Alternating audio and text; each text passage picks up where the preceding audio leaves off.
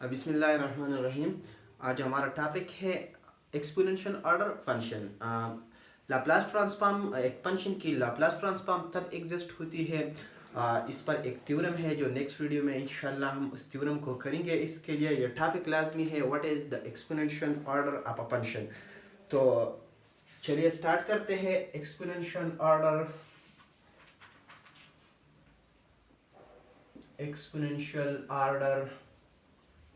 Of a function. Clear? इसको exponential order function भी कहते हैं। A function F of T, हमारे पास कोई भी फंक्शन है। Definition first, a function F of T is said to be exponential order function। Order एक function F of t की एक्सपोनेंशियल ऑर्डर से के इस फंक्शन की एक्सपोनेंशियल ऑर्डर होगी कब? if there exists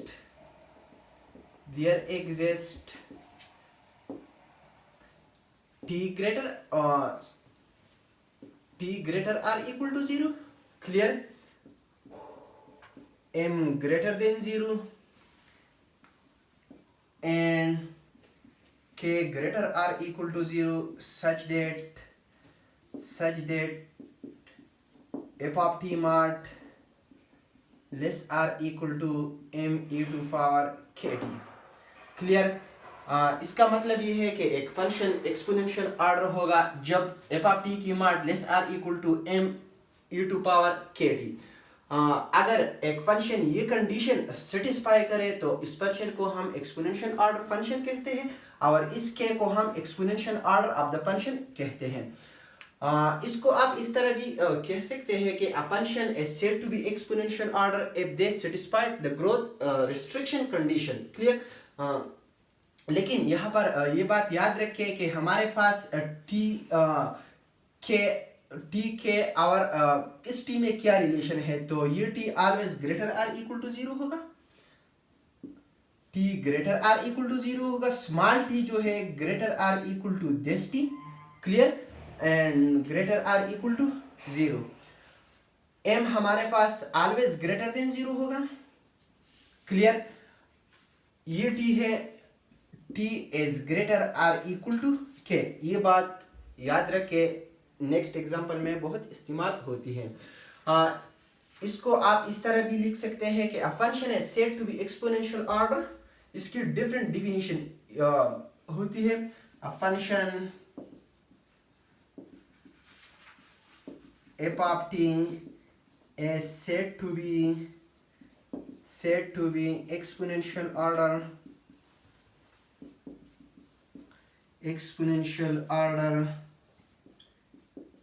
if they satisfy the growth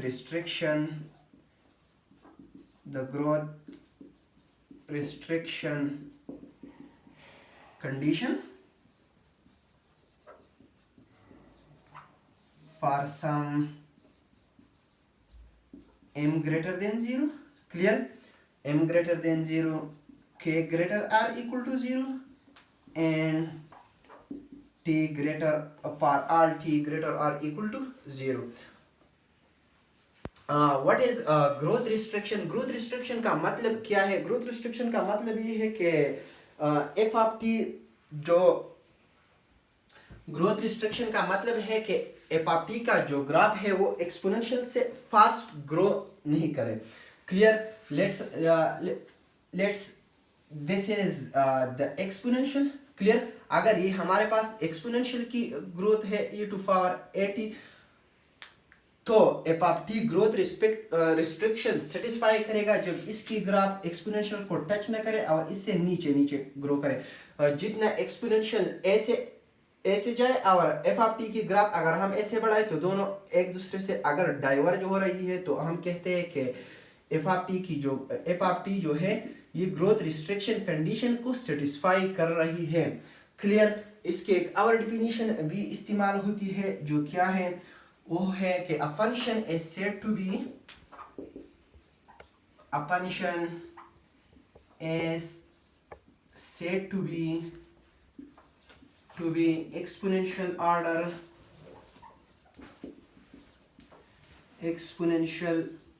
order से k. Clear? F limit n tend to infinity f of t divided by e to power at equal to 0. ये definition भी बहुत useful है कि एक function exponential order होगा when if the ratio of the function and the exponential is equal to 0 if t become large and large is ये t है t tend to infinity. Clear? इसका मतलब ये है कि f of t की comparison में e to power at जो है बहुत फास्टर ग्रो करे. अगर e to power at की ग्रोथ इससे बहुत फास्टर हो तो ये कंडीशन सेटिस्फाई होगा और ये जो फंक्शन होगा ये एक्सपोनेंशियल ऑर्डर फंक्शन होगा. क्लियर? तो हम सबसे पहले ये डिफिनीशन आपको डिस्कस करना चाहता हूँ कि ये डिफिनीशन क्या कहते हैं.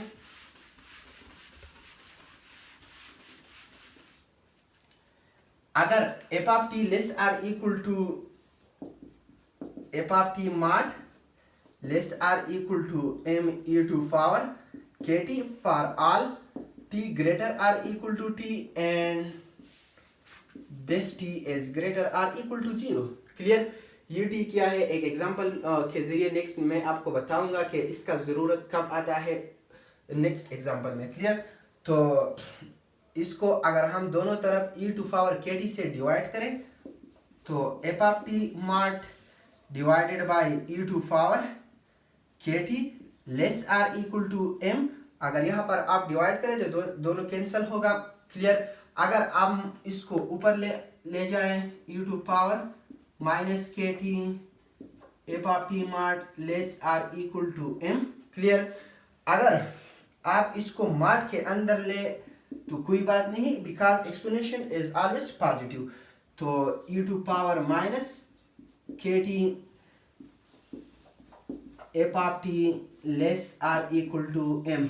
तो आप ये डिफिनीशन इस तरह भी लिख सकते हैं कि a function f of t is said to be exponential order if a function f of t is said to be exponential order function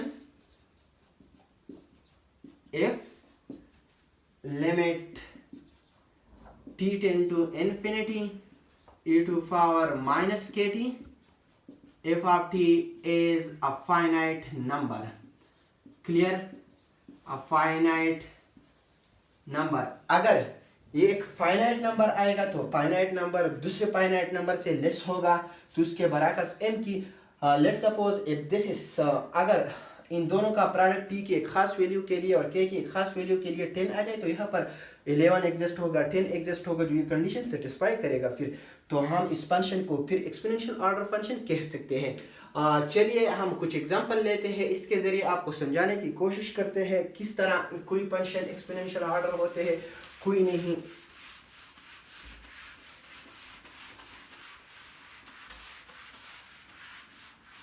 अगर हम सबसे पहले अगर हम ये एग्जांपल लें f of t equal to sine t. Clear? तो अगर आप एक्सपोनेंशियल ऑर्डर फंक्शन की डिफिनीशन रिकॉल करें कि f of t less or equal to m e to power kt. Clear? For all t greater or equal to t and t greater or equal to 0. तो sine t mod आपको मालूम है कि sine t mod always less or equal to 1 and this one is equal to m. यहाँ पर m की value क्या, तो क्या हम इसको इस फॉर्म में लिख सकते हैं? यस. अगर हम यहाँ पर k की वैल्यू 0 ले, ठीक है, dot t, 0 multiplied by t 0 e to power 0 equal to 1। तो साइन टी मैंने इस फॉर्म में रिप्रेजेंट किया। It mean that implies that sine t is exponential order 0। Clear. तो साइन टी जो है हमारे पास एक्सपोनेंशियल ऑर्डर 0 है। एक बात याद रखे, ये कंडीशन भी सेटिस्फाइड है if sine t is also less than, अगर हम यहाँ पर 2 लें और यहाँ पर अगर हम 0 की बरकस 1 ले 1 डॉट टी, अगर हम के की जगह 1 ले टी, तो फिर भी ये कंडीशन सेटिस्फाइड है। लेकिन ये बात याद रखिए कि एक्सपोनेंशियल ऑर्डर में हम लीस्ट वैल्यू लेते हैं। इसका मतलब क्या है कि हमारे पास ये लाजमी नहीं है कि m जो है m है, इसी तरह हमारे पास t है और इसी तरह हमारे पास k है कि इसकी वैल्यू यूनिक हो। ये यूनिक नहीं लाजमी, यूनिक इसकी वैल्यू यूनिक लाजमी नहीं है। क्लियर। लेकिन हम जितनी भी वैल्यू एग्जिस्ट होती है हम इनमें से सबसे लीस्ट वैल्यू सेलेक्ट करते हैं पर एक्सपोनेंशियल ऑर्डर। क्लियर। इसी तरह अगर आप यहाँ पर काज लें तो काज भी एक्सपोनेंशियल ऑर्डर 0 होगा।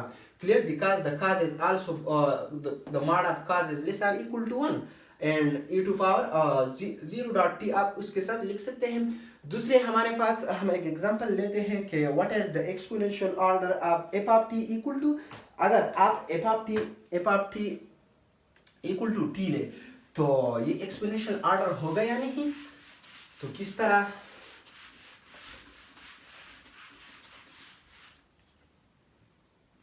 क्लियर। अगर आप सेकंड डिफिनीशन रिकॉल करें कि limit t tend to infinity f of t divided by e to power at equal to 0, then the function is exponential order। तो सबसे पहले हम चेक करते हैं कि f of t equal to t is exponential order। f of t equal to t, अगर ये आप यहाँ पर सब्स्टिट्यूट करें implies that limit t tend to infinity, अगर यहाँ पर आप t रख लें e to power at, अगर आप लिमिट अप्लाई करें इन्फिनिटी बटे इन्फिनिटी फॉर्म होगा तो indeterminate form using LH rule.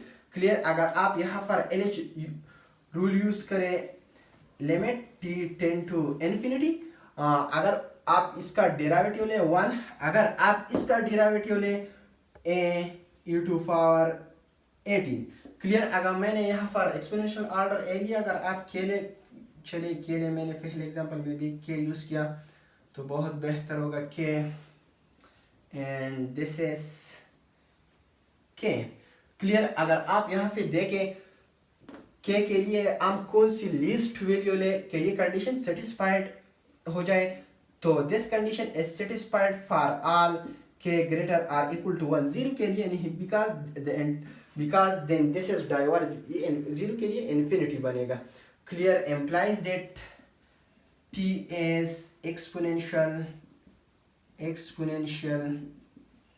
order 1। Clear. जो हमारे पास t है वो एक्सपोनेंशियल ऑर्डर 1 है। अगर आप इसको ग्राफिकली देखें तो ग्राफ से भी साफ जाहिर है कि एक्सपोनेंशियल हमारे पास कुछ इस तरह है और t जो है हमारे पास स्ट्रेट लाइन है जो ओरिजिन से पास होती है। Clear. For all t greater or equal to 0, तो कभी भी ये ग्राफ इसको क्रॉस नहीं करते, hence f of t equal to t is exponential order function. इसी तरह अगर हम एक और फंक्शन लें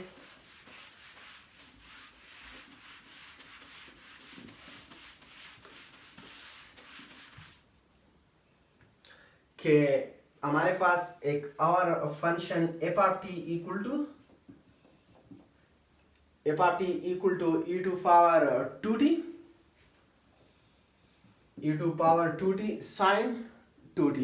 क्लियर कि ये एक्सपोनेंशियल ऑर्डर फंक्शन है या नहीं है। तो as we know that by the definition of exponential order function f of t mod less or equal to m e to power k t। Clear. m is greater, where m is greater than 0, k is greater or equal to 0 and t is greater or equal to 0, और आप इस t is greater or equal to और t and t is greater or equal to 0. Clear? तो f of t की जगह आप ये लिख ले यहाँ पर, तो e to power e to power 2t dot sin 2t mod, and this is less or equal to, अगर e to power 2t dot sin 2t हमारे पास बराबर होगा e to power 2t mod sin 2t mod. Clear? Because आपको पता है कि a dot b absolute equal to a absolute dot b absolute. Clear? आपको पता है कि sin 2t mod is always less or equal to 1 because the sin function is bounded between 1 and -1, implies that अगर आप यहाँ पर इस्तेमाल करें तो e to power 2t sin 2t is less or equal to e to power 2t mod. Clear? and this is 1. मैंने equality को inequality में चेंज किया ड्यू टू दिस. क्लियर? अब अगर आप देखें तो ये हमारे पास लेस आर इक्वल टू है, अगर m की जगह हम 1 लें. Clear? And e to power 2t, तो ये कंडीशन सेटिस्फाइड है पर k equal to 2. Hence f of t equal to e to power 2t sin 2t is exponential order of 2. Clear? तो इसी तरह अगर आप f of t equal to t square लें तो आप भी चेक कर सकते हैं कि एक्सपोनेंशियल ऑर्डर फंक्शन है या नहीं है. तो हम चेक करते हैं कि f of t equal to t square. Clear? अगर आप ये डिफिनीशन रिकॉल करें limit t tend to infinity f of t divided by e to power kt. Clear? implies that limit t tend to infinity f of t क्या है हमारे पास? t square है divided by e to power kt. Clear? अगर आप यहाँ पर limit लगाए तो इनडिटरमिनेट फॉर्म होगा, तो हम LH रूल यूज कर सकते हैं. यहाँ पर limit t tend to infinity 2t divided by k e to power kt. Clear? Again अगर आप यहाँ पे लिमिट लगाए तो दोबारा इनडिटरमिनेट फॉर्म है. Again using LH rule, limit t tend to infinity and this is 2 divided by this is अगर आप इसका डेरिवेटिव ले k square e to power kt. Clear?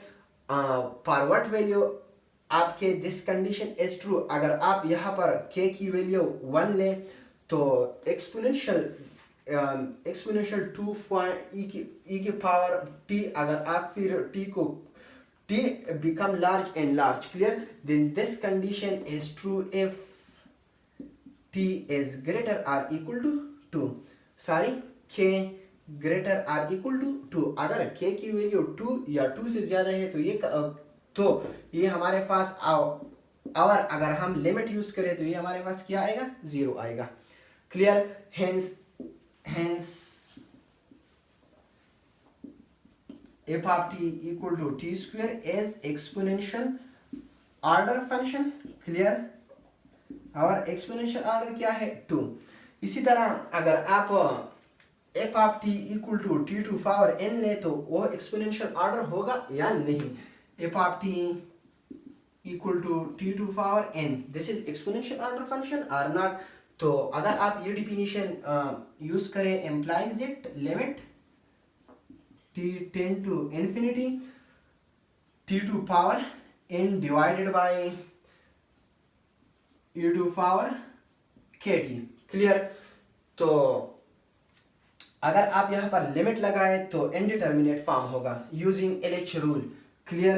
Limit t tend to infinity n t to power n minus 1 taking first derivative of t to power n divided by, अगर आप इसका derivative ले k e to power kt, again अगर आप limit लगाए तो indeterminate form होगा, again using LH rule.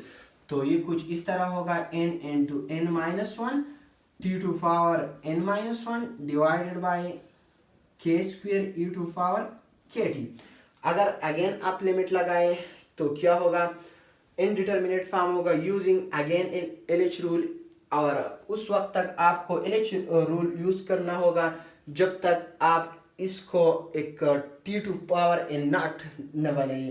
इसका मतलब ये हुआ कि अगर t की पावर 0 बन जाए तो दैट्स डन, क्लियर।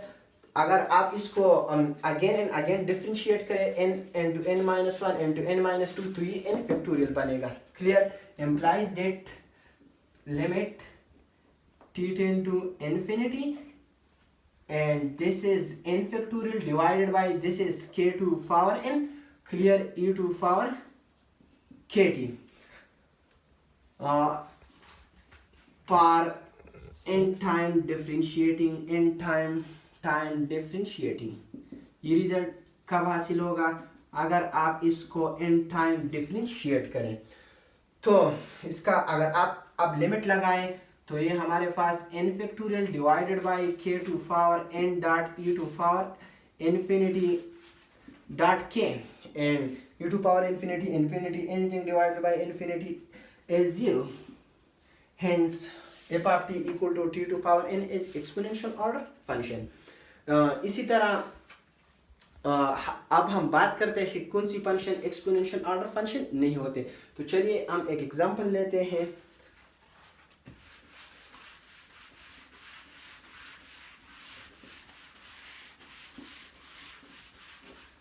कि f of t equal to f of t equal to e to power t square, clear. क्या ये एक्सपोनेंशियल ऑर्डर फंक्शन होते हैं या नहीं? तो मैंने पहले डिफिनीशन में आपको बताया कि एक फंक्शन एक्सपोनेंशियल ऑर्डर होते हैं जब ये कंडीशन सेटिस्फाई हो जाए, less or equal to m e to power kt, clear. और मैंने आपको बताया कि हमारे पास t जो है वो ग्रेटर आर इक्वल टू क्या होगा, k होगा, क्लियर। अगर आप यहाँ पे देखें, यहाँ पर हमारे पास t स्क्वायर है, अगर हम दोनों तरफ t मल्टीप्लाई करें t dot t square greater or equal to k t, clear. अगर हम दोनों तरफ एक्सपोनेंशियल लें तो ये बनेगा e to power t square greater or equal to e to power k t, clear.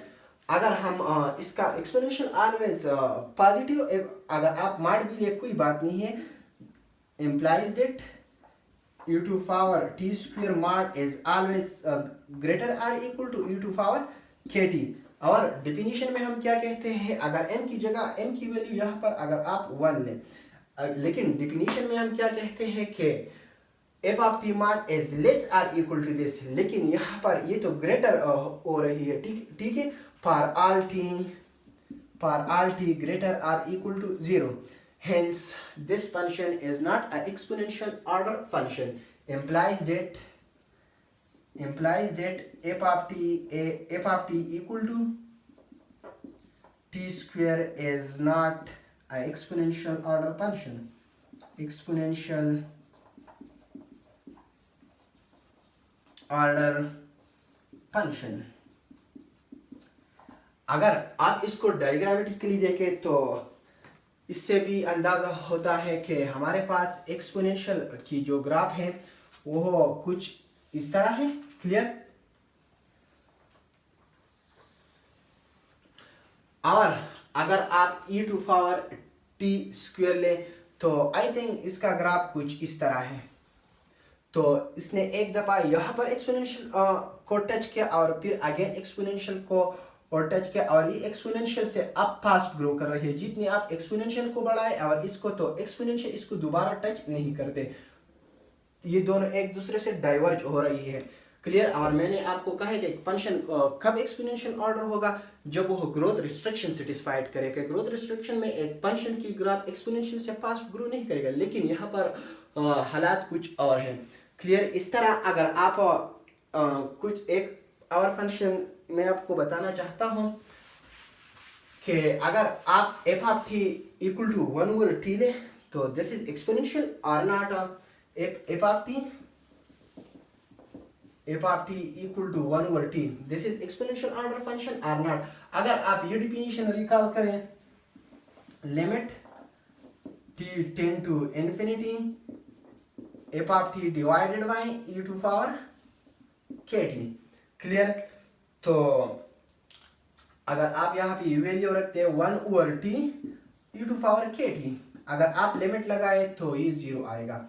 और मैंने आपको बताया कि अगर ये लिमिट हमारे पास 0 आए तो फंक्शन इज एक्सपोनेंशियल ऑर्डर। इसी तरह अगर आप इस पर रूट ले f of t equal to 1/√t तो ये भी एक्सपोनेंशियल ऑर्डर फंक्शन होगा।